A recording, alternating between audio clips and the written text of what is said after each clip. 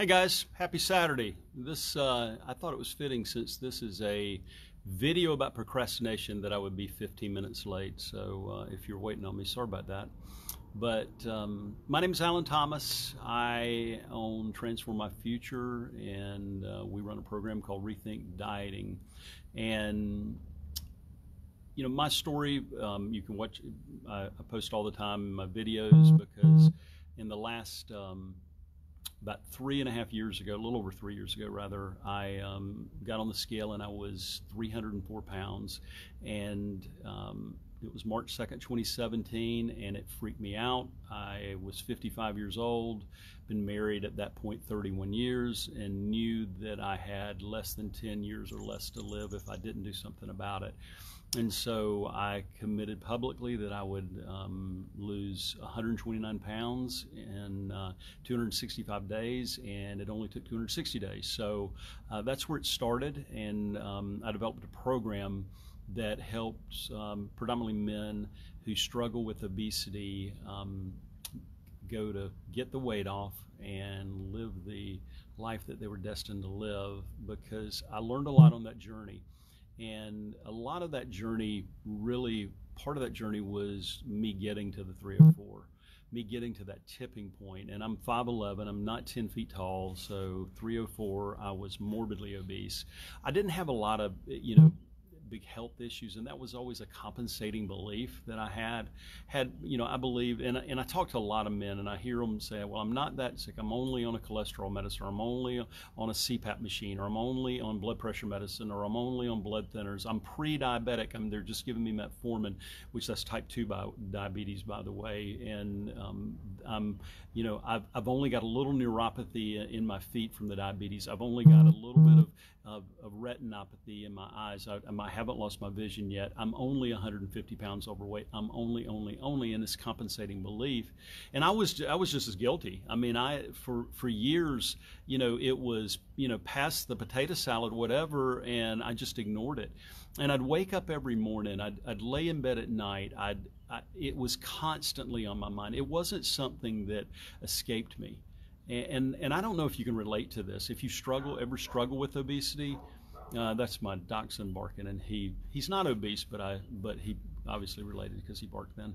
But if I don't know if you can relate to the fact that if it's on your mind that much, and you've not had any success with something, it just becomes this drain on your life. And it affects everything. It affects your relationships. It affected my relationship with my kids. My son Adam, who he said, I guess Dad just doesn't love us enough to get his weight off. That was hard for me to hear from my wife. It's my daughter writing me notes when she was 10 years old. Dad, go exercise, lose some weight. They were worried about me. If that's on their mind, and I ignored it because I just didn't believe that I could get the weight off. I tried, God, you name it, you name the diet, I probably have tried it. I see lists of diet programs and exercise programs that, individuals that that are applying for my program are in. When we're looking at their application, they list them all, and it's like, yeah, I've done that one, I've done that one, I've done that one, I've done that one, I've done that one. And I always thought the magic was in the diet. And while that is super important, do you have to change what you eat to lose weight? Well, yeah. It's not magic, but maybe there is some magic to it, and I use magic loosely. Maybe there is something that goes beyond the food and the exercise. Maybe it's the piece that I was missing, and that's what I found along my journey.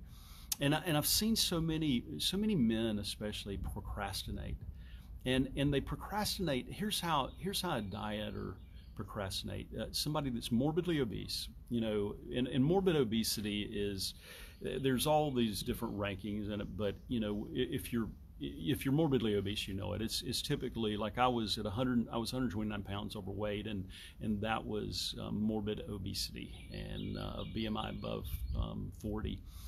Even if you're not above 40, if you're above 35, you got weight to lose. That's obese. If you're above 30 at BMI, you got weight to lose. Are BMI charts accurate? Who the heck knows? If you're fat, you're fat. I was fat. And so, and it's not something that we can hide. I mean, I looked in the mirror back then, and I would, I'd try to, get the size 44 pants because they made me feel better about myself than the 46 I really needed. And then finally, when I needed the 46 pants, I got the stretchy waistband version because that made me feel better because I was even though I was stretching the waistband out 2 inches, I could say I'm in a 46, like that's something to brag about. And that was me. I mean, I remember my wife bought me this green pair of shorts. I like the lime green. It's kind of a cool color to me. I don't have our house isn't painted lime or anything, but I like that color. And she bought me this pair of lime green before, I won a sales contest where we were going to Hawaii, and she bought me a size 42. Well, 42 is gargantuan in my opinion, even back then. And I don't say this to hurt anybody's feelings. I say this was me at a 5'11" guy, and they were way too tight. I couldn't even get in the same zip code to button them. They were so tight on me, and they became kind of the pair of shorts. I still have those shorts.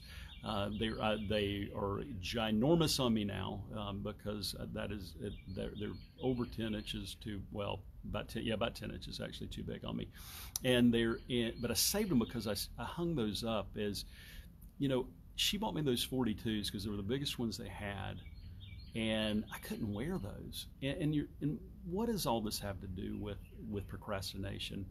Well, it's this thing that we ignore. We ignore it until we go to the clothing store. And I used to have a clothing business. I saw this occasionally. Obese guys don't like to shop, just for the record. It was not a pleasant experience for obese guys.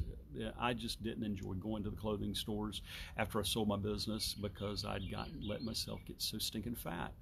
And when you walk into the clothing store, and you're going to be at that rack that has like 4 things on it, and you're just trying to get something big enough to fit you and maybe hide some of your girth.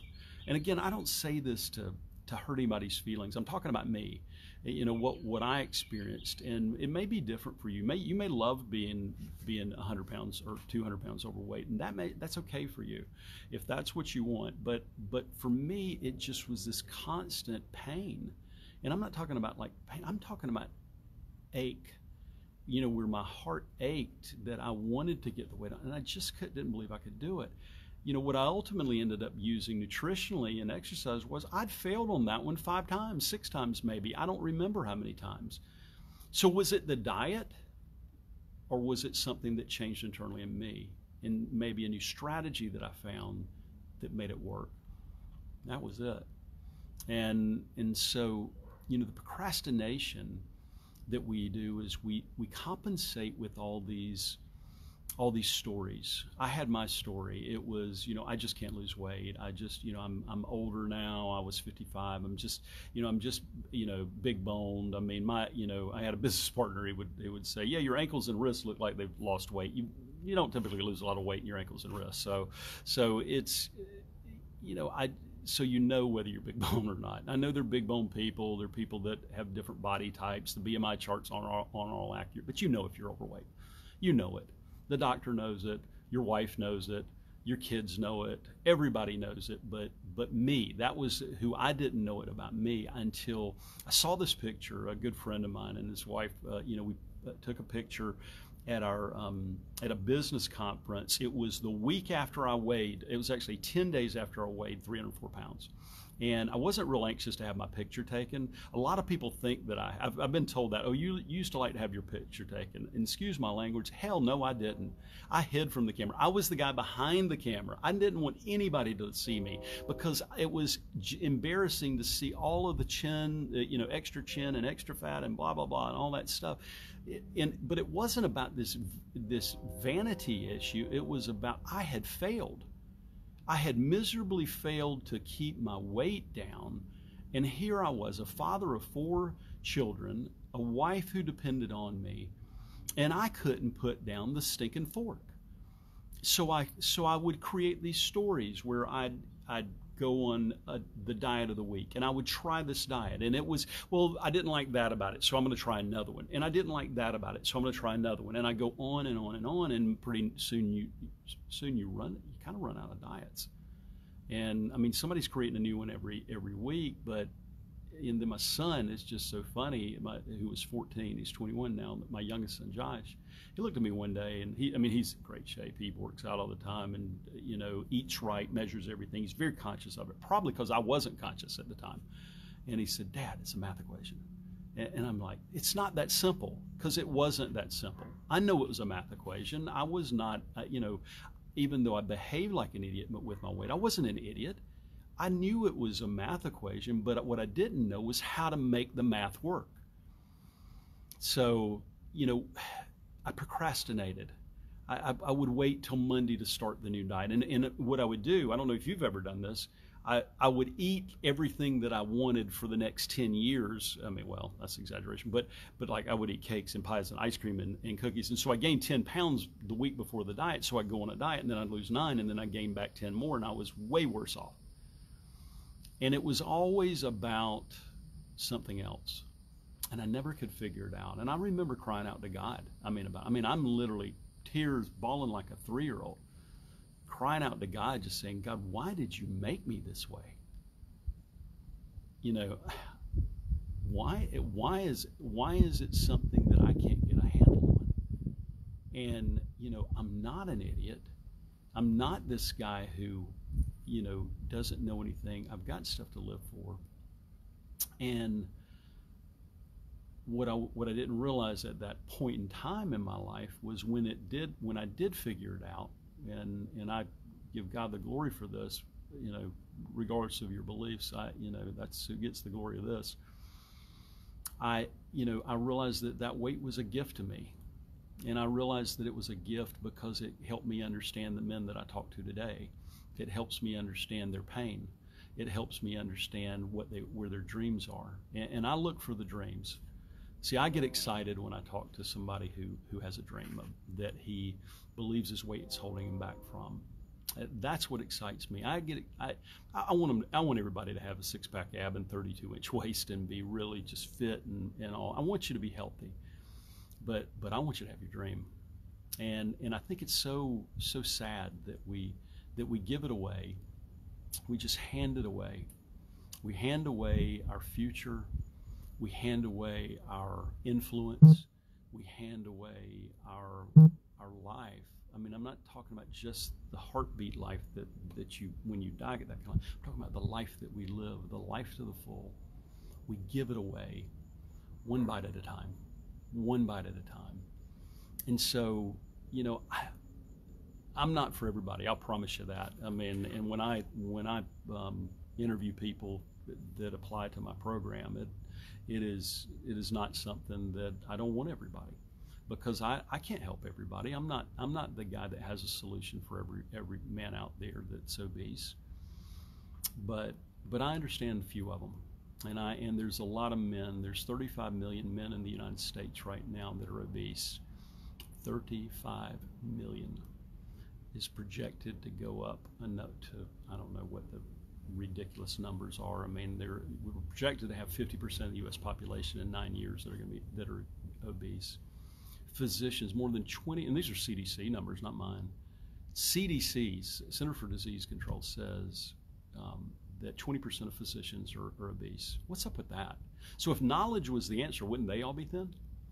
You go into I'll never forget, and I don't mean to be long-winded tonight, but this procrastination thing, how much I put off this whole weight issue really got to me today. I started thinking about it today, just really, and I want to speak to that guy or lady. My wife works with women, but I really want to speak to that man that has been putting this thing off, has been putting it off. He thinks he can do it himself.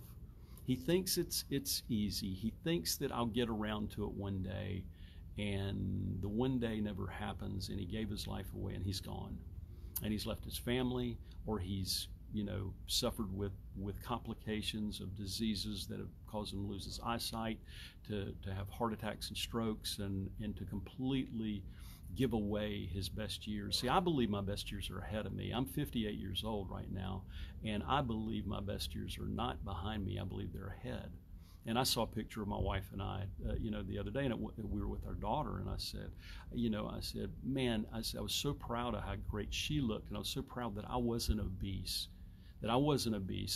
She's always looked awesome, and, our daughter, But it was more than that. It was that we've got years ahead that we want to live beyond just surviving, sitting in a chair waiting on my next pill to take. And that is not what this life was designed for. So if you've been procrastinating by looking for what I call in my online master, if you want to go to my online masterclass, it's rethinkdieting.com.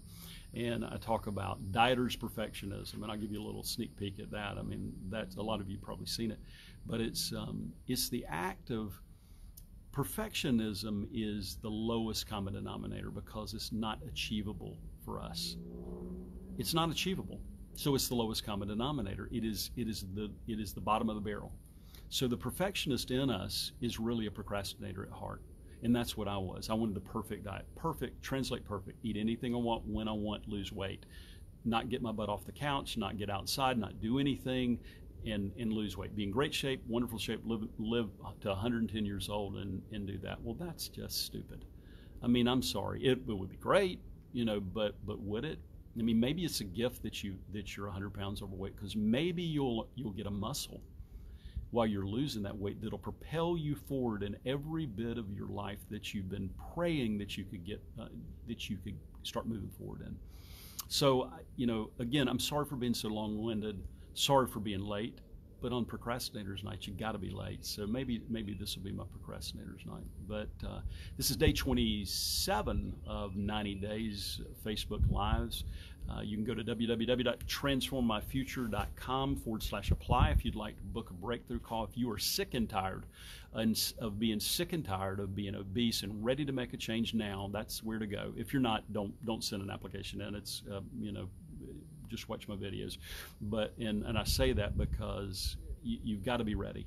You've got to be ready to be done with this. And if you are, I tell people every day, I'm not a doctor, I'm not a nutritionist, I'm not a dietitian, I'm not a physical fitness expert. I'm a guy who lost 129 pounds in 260 days, and I found a way through the wilderness of obesity. And so I'm just a step or two ahead of you. If you want to know the way, book a call. And you guys have a great evening. We will see you tomorrow. Take care.